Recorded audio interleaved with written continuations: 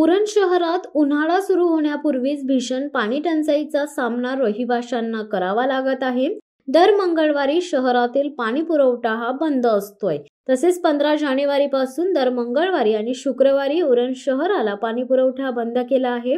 त्यामुळे अनेक सोसायट्यांना टँकरद्वारे पाणी पुरवठा करावा लागत आहे। पाण्याची मागणी वाढल्याने आणि उपलब्धतेत घट झाल्याने ही समस्या उद्भवली आहे। याबाबत पाणी पुरवठा विभागाचे अधिकारी वंजारी मॅडम यांना विचारणा केली असता समाधानकारक उत्तर देत नाहीत असे अनेक सोसायटीतील महिलांनी बोलताना सांगितले। शहरात पुनर्विकासाच्या नावाखाली मोठ्या प्रमाणावर नवीन इमारतीचे बांधकाम सुरू आहे।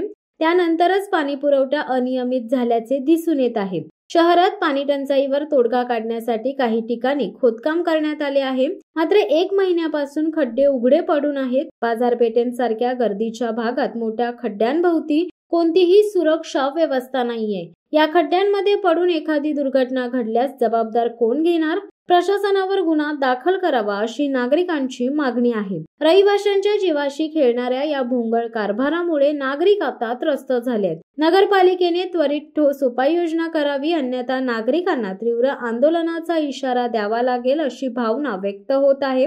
नगरपालिकेच्या निष्क्रियतेवर रहिवाशांचा संताप। सोसायटीच्या कमिटीने वारंवार नगरपालिका मुख्याधिकारी आणि पाणी पुरवठा अधिकाऱ्यांकडे तक्रार केली आहे। 15 ते 20 दिवस उलटूनही समस्येवर उपाय न केल्याने रहिवाशांमध्ये तीव्र संताप आहे। नगरपालिका कर्मचारी अनभिज्ञ। पाणी पुरवठा सुरळीत करण्यासाठी काही ठिकाणी खोदकाम करून खड्डे मारण्यात आले आहेत। मात्र अजूनही पाणी मिळत नसल्याने नक्की काय अडचण आहे हे प्रशासनाला समजत नाहीये। त्यामुळे हा पाणी प्रश्न मार्गी लागणे आता कठीण बनले।